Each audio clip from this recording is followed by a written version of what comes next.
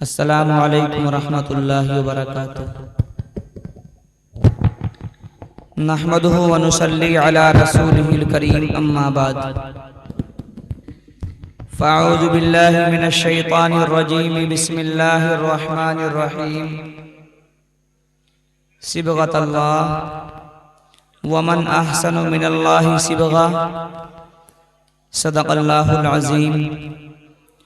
वक़ाल नबी सल्लल्लाहु अलैहि वसल्लम, खैरुकुम मन तअल्लमल कुरान व अल्लमा, औ कमा क़ाल अलैहि सलातु वस्सलाम। उसी की महफिल संवारता हूँ, चिराग मेरा है रात उसकी, और उसी के मतलब की कह रहा हूँ, ज़बान मेरी है बात उसकी। है कौले मोहम्मद कौले खुदा, फरमान न बदला जाएगा। है कौले मोहम्मद कौले खुदा, फरमान न बदला जाएगा। बदलेगा ज़माना लाख मगर कुरान न बदला जाएगा। जो बीत गए वो ज़माने नहीं आते, आते हैं नए लोग पुराने नहीं आते। हज़रात, उलमाए इज़ाम, सामईन किराम, प्यारे बच्चों और पर्दे पर्दा बैठी हुई मेरी माँ और बहनों, आप हज़रात अल्लाह और उसके रसूल और उससे कुरान की मोहब्बत में बैठे हुए हैं। आज आप हज़रात की निस्बत ऐसी है कि इंशाअल्लाह ये आपका बैठना बेकार नहीं जाएगा। हर एक लम्हा कीमती होगा, क्योंकि जैसी इंसान की या किसी चीज की निस्बत होती है, उसके साथ मुआमला भी ऐसे ही किया जाता है। नबी करीम सल्लल्लाहु अलैहि वसल्लम की बेटी हजरत फातिमा रोटियां बना रही है। अचानक नबी करीम सल्लल्लाहु अलैहि वसल्लम तशरीफ लाए। फरमाया, फातिमा तुम रोटियां बना रही हो, लाओ एक रोटी मैं भी बना दूं। आका की बेटी फातिमा ने नबी करीम सल्लल्लाहु अलैहि वसल्लम के आगे आटा किया। आपने आटे को लिया, एक रोटी बनाई। उसके बाद फरमाया, फातिमा लो इस रोटी को तन्नूर में लगा दो। हजरत फातिमा ने उस रोटी को उठाया और तन्नूर में लगाया।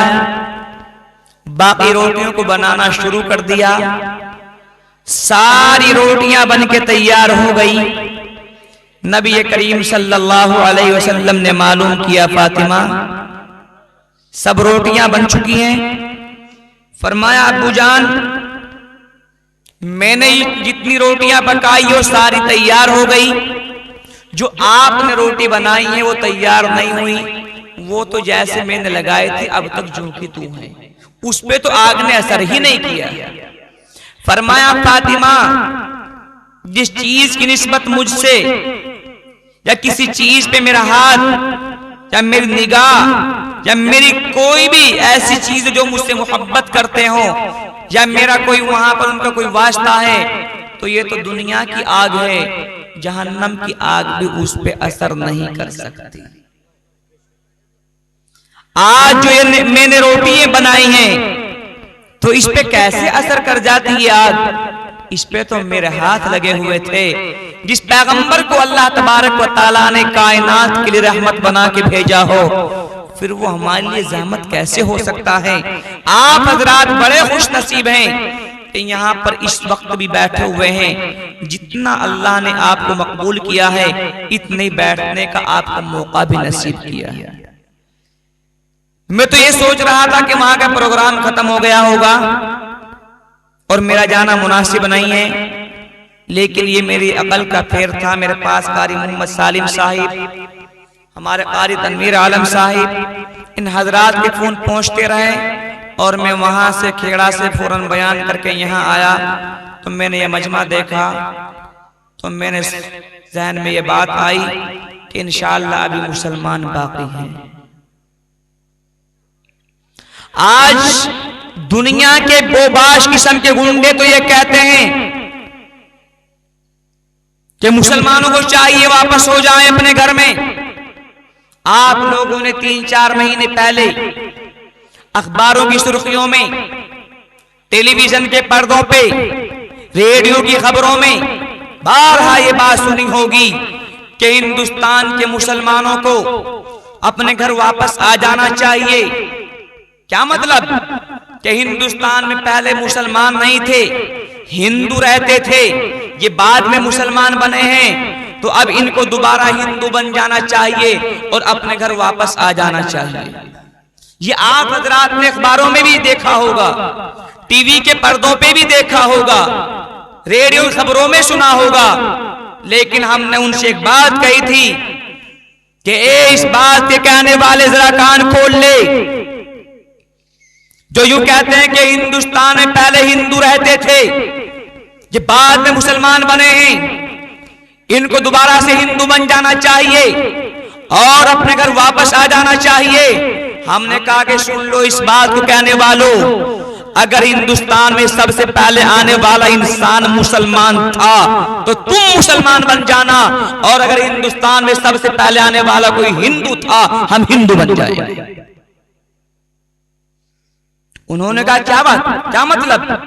हमने कहा सुन लीजिए इस बकवास को करने वाले, ये हिंदुस्तान की मिली जुली तहजीब है, इसमें डंक मत मारो, वरना वो दिन करीब है कि यहां ना हिंदू रहेंगे ना मुसलमान, दोबारा से ईसाई आ जाएंगे। उस बात को कायम रखो तुम भी, जो बात लाल किले के अंदर महात्मा गांधी ने कही थी कि हिंदुस्तान को बेहतर बनाना है तो अबू बकर जैसा पैदा कर लो, हिंदुस्तान को अच्छा बनाना है तो उमर जैसा पैदा कर लो, तो तुमने बाबू की उस बात को क्यों भुला दिया? उन्होंने कहा क्या मतलब? हमने कहा कि यहाँ के आने वाला सबसे पहला मुसलमान था, यकीन नहीं आता तो हम बताएंगे वो कौन था, हम बताएंगे कहां से आया था, हम बताएंगे कहां आया था, कितने दिनों पहले आया था और उसका नाम क्या था। उन्होंने कहा कि क्या नाम था? हमने कहा वो हमारे नबी मोहम्मद सल्लल्लाहु अलैहि वसल्लम के 80 नंबर के अब्बा थे, जिनको आदम अलैहिस्सलातु वस्सलाम कहा जाता है। कब आए थे? आज से तकरीबन 34,67,618 दिन पहले। कहां आए थे? हिंदुस्तान की सरजमीन पर एक पहाड़ था जिसको हिंदी में संगल द्वीप और उर्दू में सरअनद्वीप कहा जाता है। उस पहाड़ पर एक जगह का नाम था धुना। उस धुना मकाम पर आदम तशरीफ लाए थे। कहां से आए थे? जन्नत से आए थे। हमने कहा बताओ कि वो एक अल्लाह को मानते थे, 1000 को मानते थे? कहने लगे वो तो एक ही को मानते थे। तो जब वो एक को मानते थे, हम भी एक को मानते हैं, तो घर हमें वापस जाने की जरूरत नहीं है, आप घर वापस आ जाओ। लेकिन मुसलमानों उन बेचारों को हम क्या कह दें? हम उनसे क्या कह दें? हमसे अपने ही बात नहीं मानते। अगर हमारे लोग बात मानने पे आ जाएं तो खुदाई कसम मुसलमानों, ये हिंदुस्तान इसी तरह फूलों से सज जाए जैसा कि हमने जंग आजादी में हिंदू मुस्लिम एकता को लेकर हिंदुस्तान में से अंग्रेजों को भगाया था। लेकिन मुसलमान मुसलमान ही नहीं है। इसीलिए आज मैंने कुरान अजीम की वो आयत करीमा पढ़ी जिसमें मुझे बताना यह है कि अल्लाह तबारक व तआला का ऐलान है, ए मेरे बंदे, एक जमाना वो आएगा, हिंदू भाई कहेंगे हिंदुओं के रंग में आ जाओ, ईसाई कहेंगे ईसाइयों के रंग में आ जाओ, यहूदी कहेंगे यहूदियों के रंग में आ जाओ, सिख कहेंगे सिखों के रंग में आ जाओ, नसरानी कहेंगे नसरानी के रंग में आ जाओ। लेकिन तुम्हें उस वक्त जाना कहां है? बस मुझे बताना है। दुनिया अपने रंग में रंगने की बात करेगी तो तुम्हें वहां नहीं जाना है। अल्लाह तबारक व तआला जरूरी मशवरा अता फरमा रहे हैं। फरमाया कि जब वो लोग अपने रंग में रंगने की कोशिश करेंगे तो तुम अल्लाह के रंग में रंग जाना।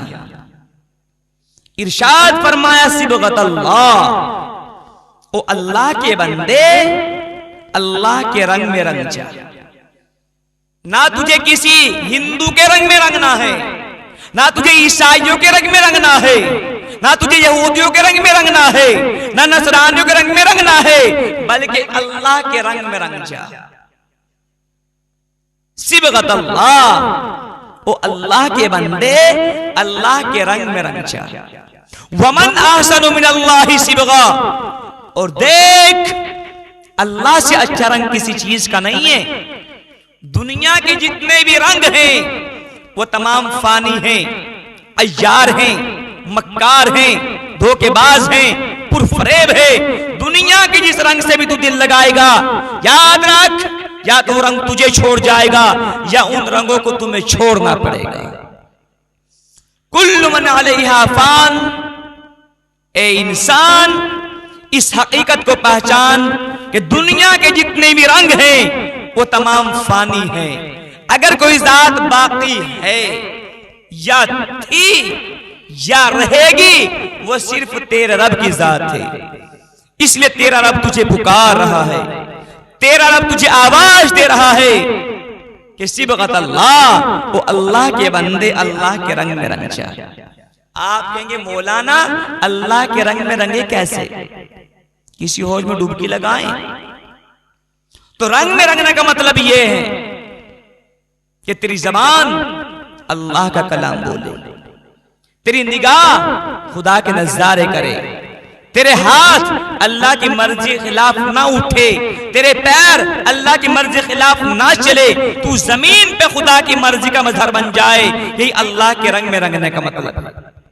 और रंग में रंगने के लिए सबसे बेहतरीन चीज है ये आंख, जो इंसान का एक छोटा सा आजू है।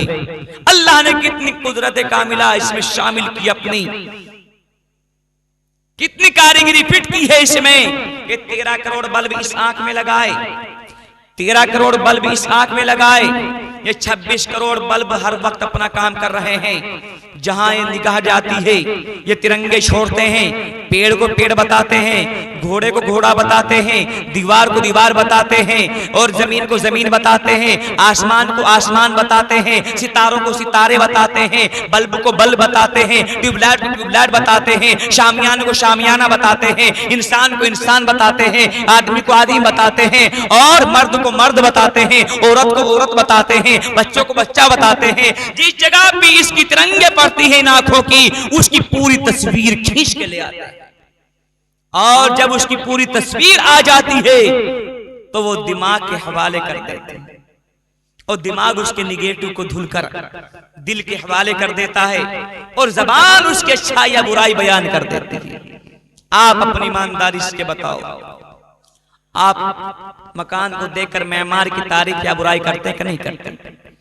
आपने कुर्सी देखी है, इसके बनाने वाले की तारीफ या बुराई करेंगे कि नहीं करेंगे? क्यों? अच्छी बनाए तो अच्छा आदमी कितना बेहतर होगा, कैसे अच्छा, बुरी है तो उसकी बुराइयां बयान करेंगे। आप जूतों को देखकर मूची की तारीफ या बुराई करेंगे तो मालूम ये हुआ कि इंसान बनी हुई चीज को देखकर बनाने वाले तक पहुंच जाता है। एक मौलवी साहब कहीं तशरीफ ले जा रहे, रास्ते में एक बुढ़िया कमर खमीदा, बाल सफेद, चरखा काट रही है, चर्रखचू चर्रखचू चर्रखचू चर्रखचू चर्रखचू। मौल साहब बहुत देर तक खड़े हुए देखते रहे।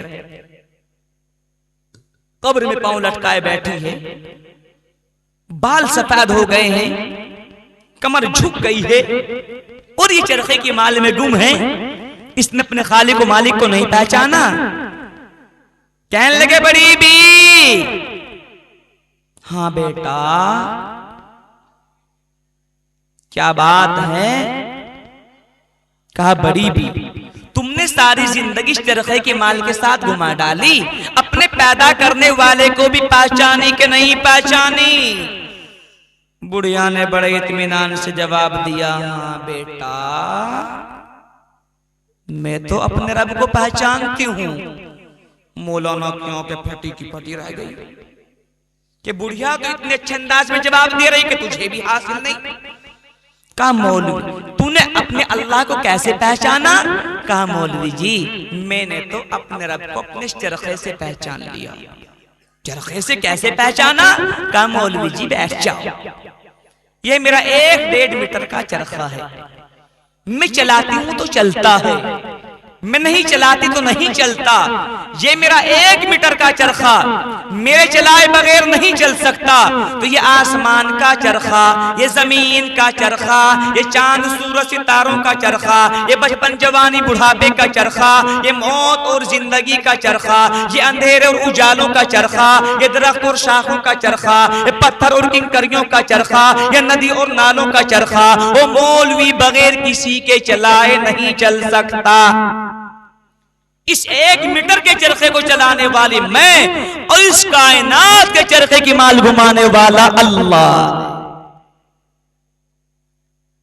इसी ने इमाम शाफी से कहा, हजरत जी आपने अल्लाह को कैसे पहचाना? कि मैंने तो चांदी के गोल गुंबद से पहचान लिया कि उसमें सोने का गुंबद कि वो अचानक फटा, फटते बेहतरीन खूबसूरत बच्चा निकला, निकलते ही चुभने लगा, चील को देख के मां के परों में छुपने लगा। इस मन अंडे में जाना कोई सुराख, ना खिड़की, ना दराज, ना किसी साइंसदां की निगाह और औजार जा रहे थे। इस मन अंडे में इतना होशमंद बच्चा पैदा करने वाली अगर कोई जात है तो वही अल्लाह। तो इंसान बनी हुई चीज को देखकर बनाने वाले तक पहुंच जाता है।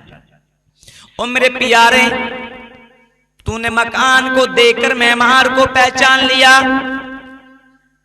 तूने जूतों को देखकर मूछी को पहचान लिया, तूने कुर्सी को देखकर कारपेंटर को पहचान लिया। बता बता, क्या तूने आसमान की रफ़अतों को नहीं देखा? क्या जमीन की पस्तियों को नहीं देखा? क्या जमीन के सीने पे नागन की बलखादी गंगो जमन को नहीं देखा? और मेरे प्यारे, जब मकान को देखकर तू मेहमान को पहचान गया तो कायनात को देखकर खालिक के कायनात को क्यों ना पहचान सका? ये कायनात आईना है जमाले खालिक के कायनात को देखने का। जब मकान को देखकर वाह वाह वाह वाह वाह वाह, कहाँ का कारीगर था, कहाँ से आए थे, कौन लाए थे, तो जब इस कायनात को गौर फिक्र से देखेगा, बचपन जवानी बुढ़ापे के निजाम को देखेगा, खुद अपने वजूद को देखेगा, तो तेरा ज़मीर चीख चीख कर कहेगा ला इलाहा, दिल ही ना करता। आज इंसान सारी चीजों का जिक्र कर रहा है। भाई की जबान पे भाई का जिक्र मिलेगा, माँ की जबान पे बेटों का जिक्र मिलेगा, बाप की जबान पे बेटों बेटियों का जिक्र मिलेगा, दादा की जबान पे पोतों का जिक्र मिलेगा, पोतों की जबान पे दादा का जिक्र मिलेगा, चचा की जबान पे भतीजों का जिक्र मिलेगा, भतीजों की जबान पे चचा का जिक्र मिलेगा। ए मुसलमान, अगर किसी चीज का जिक्र नहीं है तो अल्लाह तबारक व तआला का जिक्र हमारी जबानों पे नहीं है। और जब तक अल्लाह का जिक्र नहीं आएगा तो हमें कभी भी सुकून नहीं हो सकता। अमेरिका के अंदर बहुत बड़े बड़े लोग आए, उन्होंने डॉक्टरों को बुलाया। बुलाने के बाद क्या किया? यार हमारी जिंदगी में सुकून नहीं है, यार सुकून आना चाहिए, हम इतने बड़े मालदार हैं। एक ने तो ऐसा कहा कि मेरे घर में हवाई जहाज उतरने की भी जगह है, हेलीकॉप्टर भी कई है, रेलगाड़ी आने का भी सब कुछ है, लेकिन आज तक मेरी जिंदगी में सुकून नहीं आया। तो 10 डॉक्टरों को इकट्ठा किया और उन्होंने 10 साल ही का टाइम मांगा। अगर वो किसी मौलवी से मालूम कर लेते, खुदा की कसम एकदम जवाब दे देता। लेकिन आज के मुसलमानों में यकीन डॉक्टरों पर हो गया है। अगर अमेरिका का कुत्ता ये कह दे कि सुबह उठकर अगर तुमने ब्रुश ना किया तो मुंह में कीड़े हो जाएंगे, सारे के सारे मुसलमान सुबह रगड़ना शुरू कर देते हैं। नबी करीम सल्लल्लाहु अलैहि वसल्लम ने इरशाद फरमाया था कि मेरी उम्मत के लोगों, तुम मिसवाक कर लेना, तेरे मुंह में ना बदबू पैदा होगी, और जब तुम मिसवाक करके नमाज अदा करेगा तो तुझे 70 नमाजों के बराबर सवाब अता होगा। और सबसे बड़ा काम क्या होगा कि मरते वक्त कलमा नसीब होगा। अमेरिका कुत्ता बुरुश कह दे तो बुरुश सारे तैयार है करने के लिए, नबी ने फ्री का बुरुश बताया है, एक भी मुसलमान तैयार नहीं है। यही वजह है कि आज वो हमें यूं कह रहे हैं कि सारे मुसलमान अपने घर वापस हो जाओ। यही वजह है कि आज मुसलमानों की ना इत्तिफाकी इतनी है। आज मुसलमान इतने दौर में, इतने गुजरे दौर में पहुंच रहा है कि आज इसकी इज्जत महफूज नहीं है। तो मैं अर्ज कर रहा था, उन डॉक्टरों में 10 डॉक्टर, 8 है हिंदू गैर मुस्लिम और 2 है मुसलमान।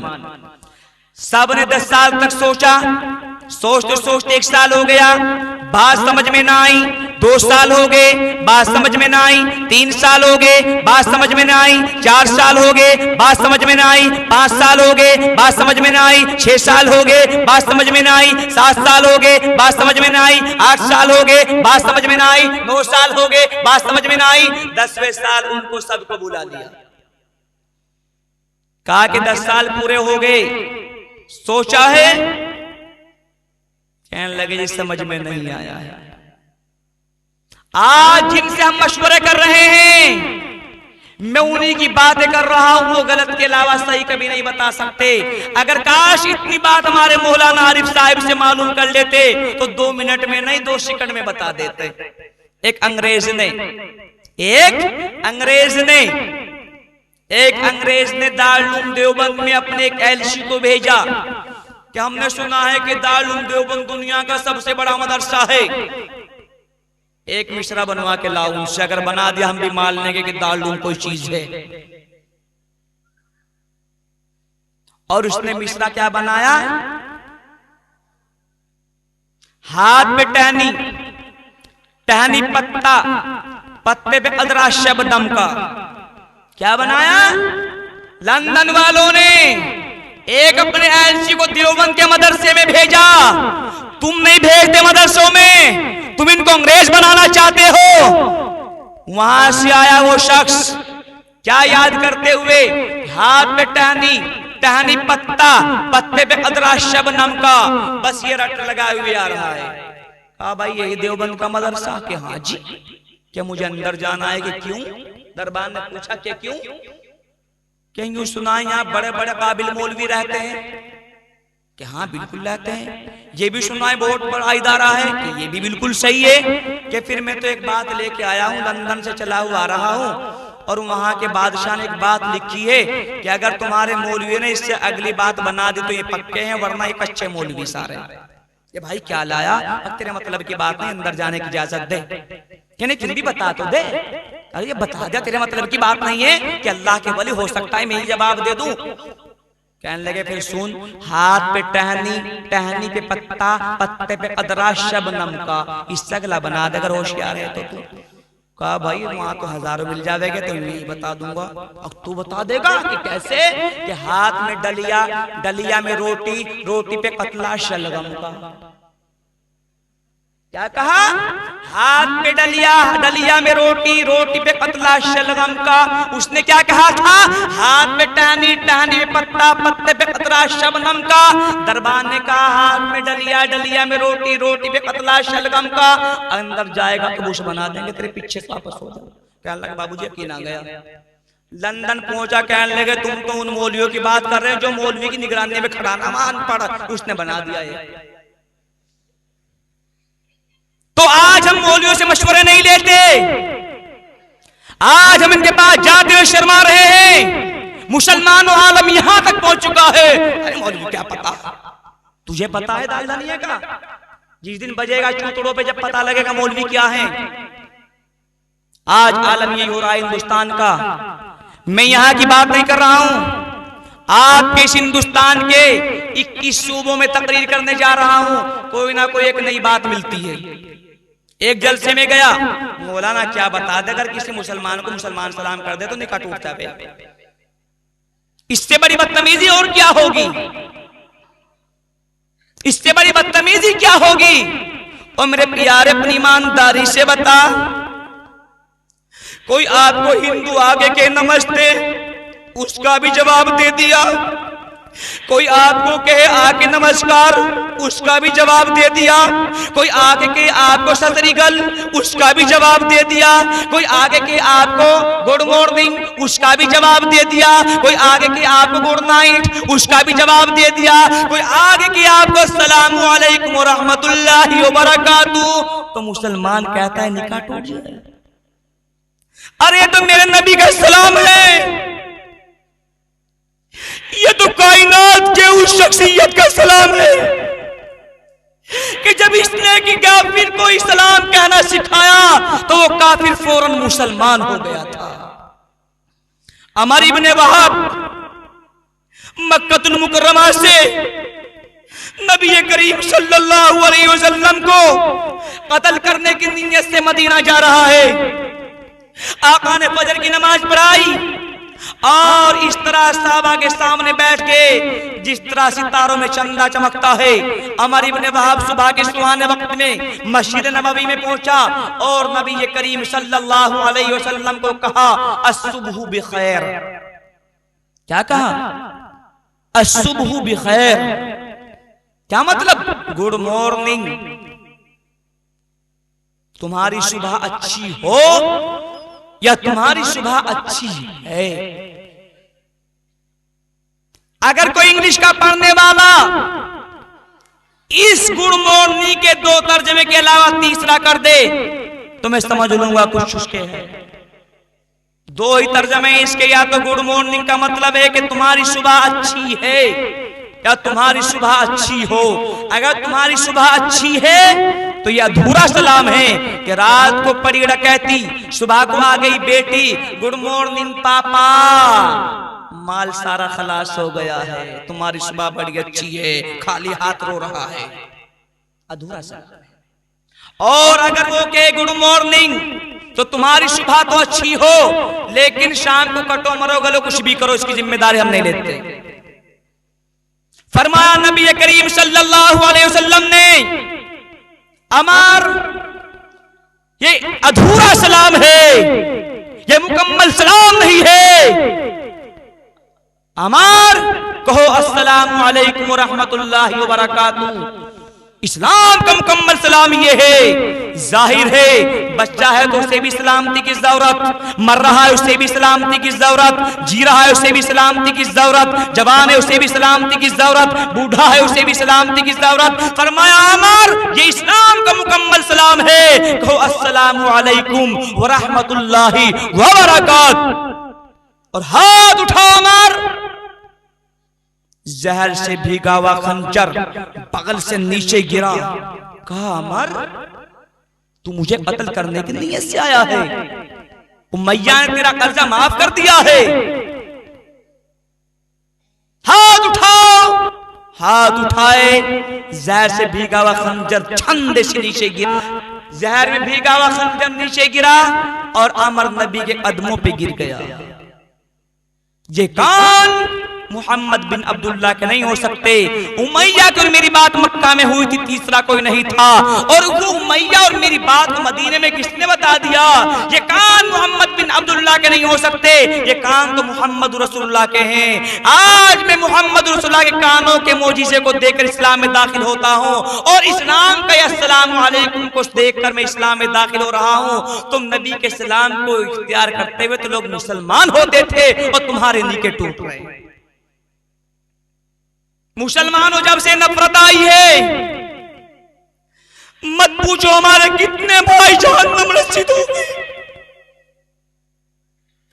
डॉक्टर अंबेडकर अपने 20,000 दलितों को लेकर दिल्ली पहुंचा और कहा कि आज मैं अपनी कौम के साथ मुसलमान बनूंगा, अपनी कौम के साथ मुसलमान बनूंगा। पंडित जवाहरलाल नेहरू ने एक बात कह दी, डॉक्टर अंबेडकर क्या कर रहा है कि मैं मुसलमान बनूंगा। मुसलमानों का सबसे अच्छा मजहब है, वो एकता का पैगाम देता है, वो भाईचारे का पैगाम देता है, वो मोहब्बतों का पैगाम देता है, वो नफरतों को मिटाने वाला है।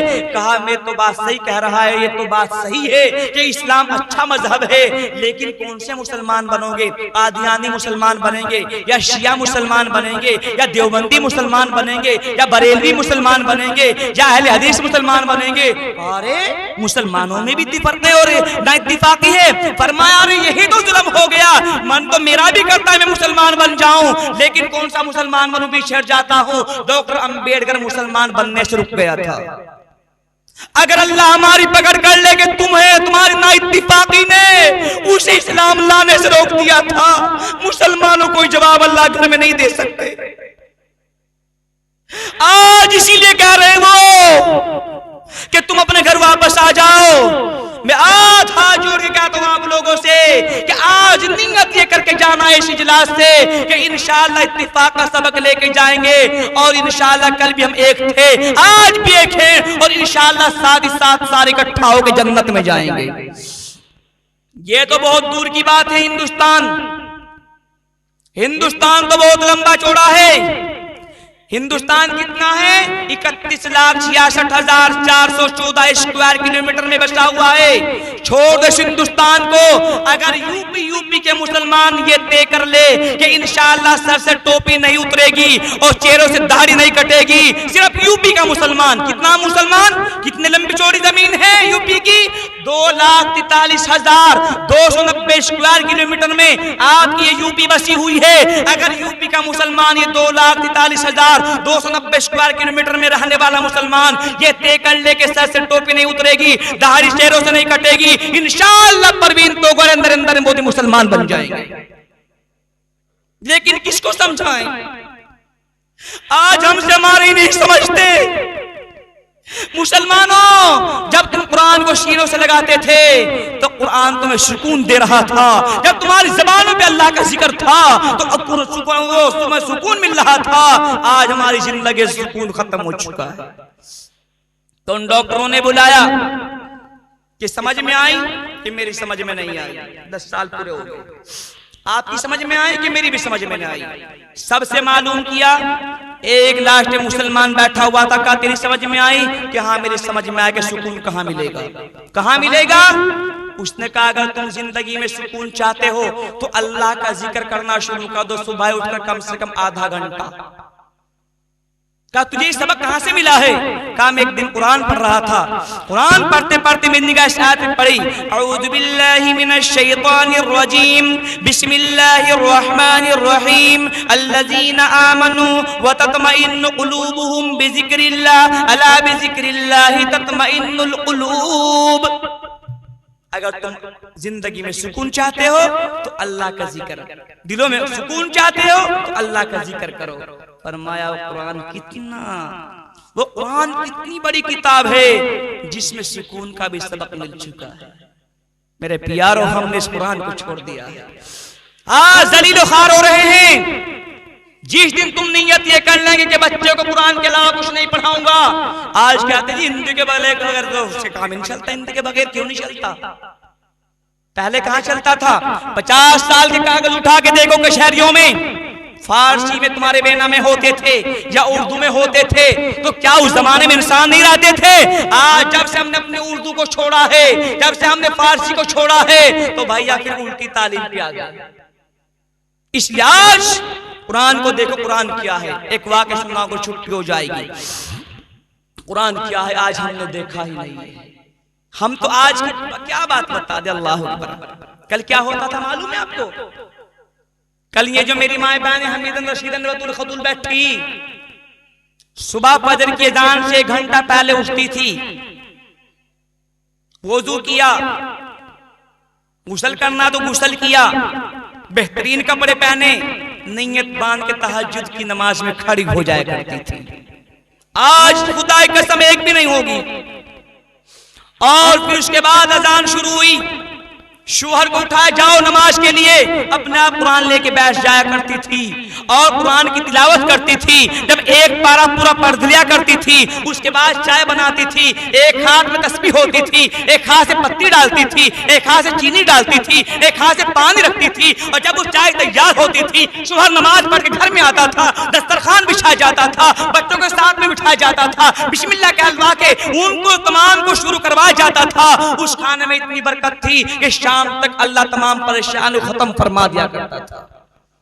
और अगर कोई परेशानी या बीमारी आ भी गई तो इलाज कितना लंबा चौड़ा था उनका, क्या इलाज था उनका। किसी भाई के पैर में अगर फावड़ा लग गया खेत में, या किसी भाई के हाथ में दांती लग गई, घर आया बीवी, आज हाथ में दांती लग गई, पैर में फावड़ा लग गया, तो बीवी जरा सी सब्जी उठाती थी और पट्टी बांध दिया करती थी। सुबह तक इंशाअल्लाह अल्लाह उसको शिफा दे दिया करते थे। होता था कि नहीं होता था? पैर पे सब्जी बांध के ठीक हो जाते थे मुसलमानों। क्यों? कुरान की बरकत थी। आज पैर पे फावड़ा लग जाए, सब्जी नहीं पूरा कद्दू बांध लो, ठीक नहीं हो सकते। क्यों? कल कुरान की बरकतें थी, आज वो नहीं है। पाकिस्तान में बस एक वाक़या सुना कर छुट्टी हो जाएगी, आप लोगों ने सुना भी होगा। टाइम नहीं है, आप लोग भी बहुत बैठे हुए और मैं भी थका हुआ हूं। 24 घंटे में अभी ये मेरा 8वां बयान चल रहा है। 24 घंटों में मौलाना बेचारे शायद परेशान हो गए। मैं तो ये सोच रहा था वहां का जलसा हो गया होगा, अल्हम्दुलिल्लाह जाके सोएंगे, लेकिन मुझे मालूम नहीं था कि आप लोगों की ज़ियारत होगी। हो सकता है अल्लाह मेरे तुम्हारी ये तहज्जुद का टाइम है, अल्लाह मकबूल फरमा की जन्नत में दाखिल फरमा ले, इस वजह से मैं हाजिर हो गया और आप लोगों की दुआएं लेने के लिए आया हूं कि इस इलाके की मुझे दुआएं मिली, पूरे सहारनपुर की मिली, फिर मुजफ्फरनगर की साथ में लगी, फिर हरिद्वार की लगी, आज अल्हम्दुलिल्लाह 18, 19, 20, सुबह 21 की लग रही है। तो इसलिए आया हूं। पाकिस्तान में एक बच्ची जा रही है स्कूल में, मैं बताऊंगा कुरान क्या है। जब तुम कुरान पढ़ते थे लोग मुसलमान कैसे होते थे बताऊंगा। एक मुसलमान बच्ची जा रही है स्कूल में, गैर मुस्लिम भी जा रही है, कोई हर्ज की बात नहीं। मुसलमान जिन स्कूलों में और मदरसों में पढ़ाने वाली भी लड़कियां, पढ़ने वाली भी लड़कियां, सब कुछ करने वाली लड़कियां हो तो कोई दिक्कत की बात नहीं है। अफजल बात तो यह है कि अपने लड़कियों को नाबालिग उम्र में पढ़ा लिया करो, उसके बाद घर में रखा करो। और आज का क्या निजाम है, जब तक वो नाबालिग है तो कुरान पढ़ रही है, जब वो बालिग हो जाती है तो वो भैया स्कूलों में गैरों के सामने घूम रही है। मत पूछो ये तबाही कैसी आ रही है, मत पूछो। आपके सहारनपुर की वाकया, सहारनपुर का वाकया है। हजरत जी तशरीफ ला चुके हमारे हजरत मौलाना कारी सईद अहमद साहिब, अल्लाह इनकी उम्र में बरकत अता फरमाए, और साथ में मौलाना मोहम्मद अशरफ साहिब भी तशरीफ ला चुके हैं। अब तो और भी इख्तिसार करना पड़ेगा, बड़ों के सामने मुझसे बोला नहीं जाता, बस दुआएं इनकी, और मैं बोल भी लेता हूं तो इन्हीं के सहारे बोलता हूं। तो मैं अर्ज कर रहा था सहारनपुर का वाक़या बाद में सुनाएंगे टाइम मिला तो पाकिस्तान की बच्चियां जा रही है, अचानक गैर मुस्लिम बच्ची मुसलमान के घर आ गई। मुसलमान की अम्मा कुरान पढ़ रही है। कहा खाला कि तुम कौन सी किताब पढ़ रही हो? कि मैं कुरान पढ़ रही हूँ। कि मुझे भी पढ़ा दो। आज वो गैर मुस्लिम बच्ची कुरान पढ़ रही है। उसके बाद एक दिन फिर आई तो खाला नमाज पढ़ रही थी। कहा खाला तुम क्या कर रही हो? कि मैं नमाज पढ़ रही हूँ। कहा खाला मुझे भी सिखा दो। आज इसने नमाज पढ़ना सीखा। कैसी नमाज पढ़ना सीखी? कैसी? ये सीख कर घर गई, चारपाई पे लेटी, अचानक कानों में एक आवाज आई। कौन सी? अल्लाहु अकबर, अल्लाहु अकबर। अपनी ईमानदारी से बताओ किस मुसलमान के कान में नहीं जाती है? जाती है कि नहीं जाती है आवाज?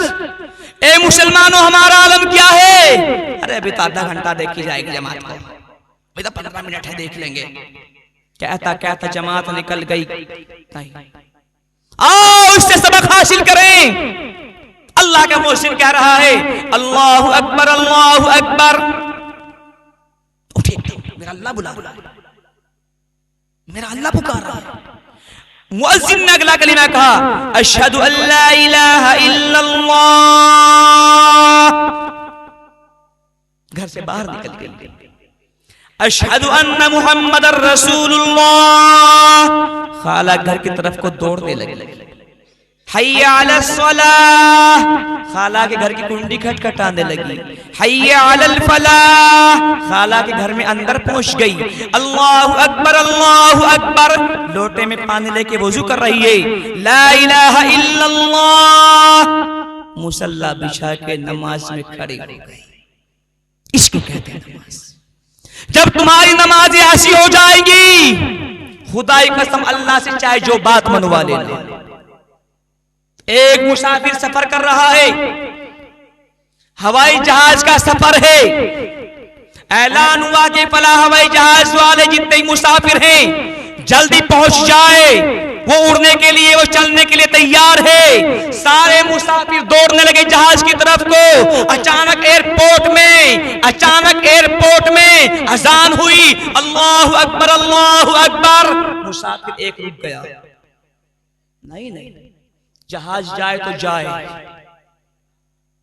कायनात से सारी चीज छूट जाए, मैं नहीं जा सकती। जब मेरे अल्लाह ने मुझे बुला लिया है, अब मुझे कहीं और नहीं जाना है। बस फौरन पीछे हुआ। अल्लाह के मुअज्जिन ने शुरू किया ये कलाम, ये कलमा शुरू किए, अशहदु अन्ना मुहम्मदर रसूलुल्लाह। इसने वुजू करना शुरू कर दिया, हय्या अला सलाह। वुजू करके फारिग हो गया, अजान हुई, नियत बांधी, और नियत अभी बांध ही रहा था, ऐलान हुआ कि फला नंबर का फ्लाइट, फला नंबर वाली फ्लाइट 15 मिनट लेट हो चुकी है। जिस जहाज का मुसाफिर था, जब उसने यूं कहा, या अल्लाह तुझे छोड़ के नहीं जा सकता, तो अल्लाह ने फ्लाइट को लेट करवा दिया है।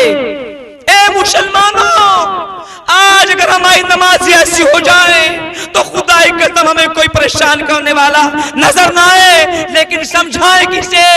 आज हमारी बात समझ में कोई नहीं आती। बहरहाल बात लंबी हो जाएगी। वो बच्ची ने नियत बांधी, नमाज पढ़ी, इसी तरह करती रही। कुरान को मन करता, कुरान पढ़ने के लिए खाला के यहाँ आती। आज अम्मा को खबर नहीं, अब्बा को खबर नहीं, खानदान वालों को खबर नहीं। जवान हो गई, रिश्ता तय हुआ, तारीख बारात की मुकर्रर हो गई। ये सारे घर वाले खुशी मनाने लगे। लड़की की शादी ऐसी जगह की है, वहां इतना ऐश करेगी। सारे घर वाले खुशी मना रहे हैं और इसकी आंखों से आंसू चल रहे हैं। क्यों? एक पतली गली से निकली, खाला के घर पहुंची, कहा खाला आज मेरी जान बचा दो। कहा के बेटे क्या हुआ? कि खाला आज मैं बर्बाद हो गई, खाला मेरा रिश्ता हो गया, फला तारीख में बारात आ जाएगी। कहा खाला ने, बेटी ये तो सभी लड़कियों के साथ होना है।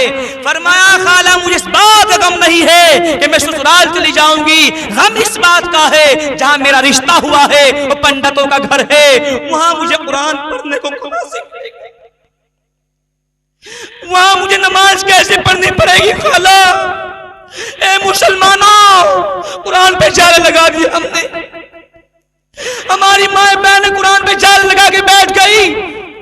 मर्दों को तौफीक नहीं है, औरतों को तौफीक नहीं है। अरे जरा उसी लड़की से सबक हासिल कर लो, कामयाब हो जाओगे। खाला ने कहा बेटी घबराओ नहीं, मैं कोई तरकीब सोचती हूँ। कई दिन के बाद फिर आई। खाला ने एक छोटा सा कुरान खरीदा, कपड़ों में लपेटा, कहा बेटी जब तू ससुराल जाने लगेगी मैं ये कपड़े तुझे दूंगी, इनमें छोटा सा कुरान है और इन कपड़ों को छुपा के तू ससुराल पहुंच जाना, और सबसे पहले जाके इन कपड़ों में से एक छोटा कुरान निकाल के छुपा कर रख लेना। जब तेरा शोहर ड्यूटी जाएगा तो तू कुरान पढ़ लेना, जब तेरा शोहर ड्यूटी जाएगा तो तू नमाज अदा कर लेना। इसी तरह इसने किया। शोहर ड्यूटी गई तो फौरन कुरान छुपा के रखा। शोहर ड्यूटी जाते ये कुरान पढ़ती, शोहर ड्यूटी जाते ये नमाज अदा करती। आज शोहर को खबर नहीं है, खुसर को खबर नहीं है, सास को खबर नहीं है, देवरान को खबर नहीं है, छुप छुप के अल्लाह का कुरान भी पढ़ रही है, नमाज भी अदा कर रही है। ए मुसलमानों, हम तो ऐसे भी ना हो सके। कई साल हो गए इसी काम को करते करते, अचानक शोहर बीमार हो गया। चेकअप कराया, तो मशीन ने बताया कि इसके पूरे जिस्म में कैंसर फैल चुका है, अब इसका कोई इलाज नहीं है, 2 दिन में मर जाए, घर वापस ले जाओ। सारे घर वाले रोने चिल्लाने लगे, बहू को कोई मत बताना, बहू को मत बताना, परेशान हो जाएगी। सारे खामोशी के साथ हैं। रात की तारीकी आई, सूरज की रोशनी गायब हुई, सारे घर वाले अपने अपने बिस्तरों पे गए, ये इसका शोहर भी अपने बिस्तर पे आया। अब ये बीवी शोहर के पास पहुंची, कहा मेरे शोहर मेरे सरताज, आज आप मशीन पे लिटाए गए हैं, कौन सी बीमारी बताइए? आंखों से आंसू चले। कहा बीवी अब तेरी मेरी जुदाई का वक्त आ चुका है। कहा क्यों? कि मेरे पूरे जिस्म में कैंसर फैल चुका है, अब मेरा कोई इलाज नहीं है, 2 दिन की जिंदगी बताइए, मैं चला जाऊंगा, आप अकेले रह जाएंगे। क्या कोई दवाई नहीं दी? कि दवाई देने से मना कर दिया। कहा घबराओ नहीं शोहर, अब आपका इलाज मेरे पास। तेरे पास? तू कैसे करेगी?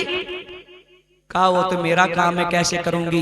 बस आप एक काम कर लेना, जो मैं इलाज करूंगी आप किसी को बताएंगे नहीं, और जब ठीक हो जाएंगे मेरी एक बात मानेंगे। कहा जरूर मानूंगा। दर्द था, कैंसर का दर्द, लेट गया, इसने वुज़ू किया, हमें तौफीक नहीं होती, अंदर से छोटा सा कुरान लाई, एक गिलास में पानी को रखा और उसके बाद कुरान को खोल दिया।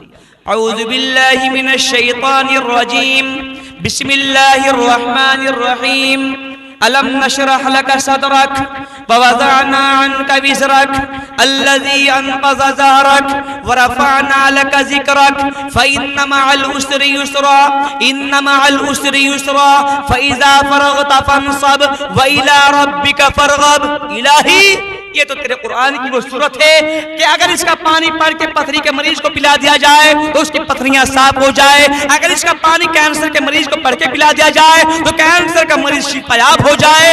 या अल्लाह तू मेरे शोहर को शिफा दे दे। पानी पे दम किया, शोहर पे दम किया, पानी शोहर को पिलाया, अल्लाह ने उसको शिफा दे दी।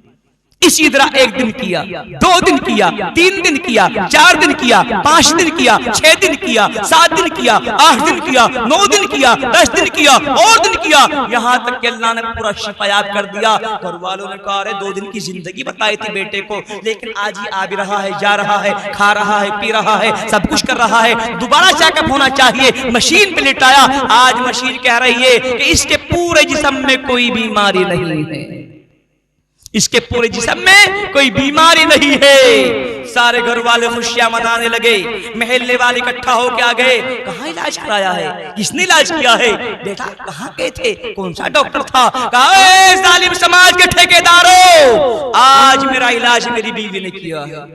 बीवी ने? वो कैसे? सारे पहुंचे बीवी के पास, बहू तूने कैसे इलाज किया, कौन से डॉक्टर को दिखाया? आंखों से आंसू निकले और वुज़ू किया, छोटा सा कुरान उठा के लाई, कहे जालिम समाज के ठेकेदारों, मैंने अपने शोहर का इलाज इस कुरान से किया। कुरान? हम पंडित लोग हैं, हमारे घर में कहां से आया? सारी कहानी सुनाई। मैं बच्ची थी, स्कूल जाती थी, एक मुसलमान बच्ची से दोस्ती हुई, उनके घर आना जाना हुआ, मैंने वहां कुरान पढ़ना सीखा, वहां उनके घर में नमाज पढ़ना सीखा। मैं ससुराल आई, कुरान साथ लाई, शोहर ड्यूटी जाते मैं कुरान की तिलावत करती, शोहर ड्यूटी जाते मैं नमाज अदा करती। आज मेरे अल्लाह ने इसी कुरान की बरकत से मेरे शोहर को शिफा दी है। सारे हमारे YouTube चैनल पर आप तमाम हज़रात का खैर मक़दम है। हर तरह के दीनी इस्लाही हम्दो नातो नज़्म मनक़बत मर्ज़िया सुनने के लिए हमारे चैनल को ज़रूर सब्सक्राइब करें, लाइक और शेयर भी फरमा दें और कमेंट में अपनी राय भी ज़रूर दें।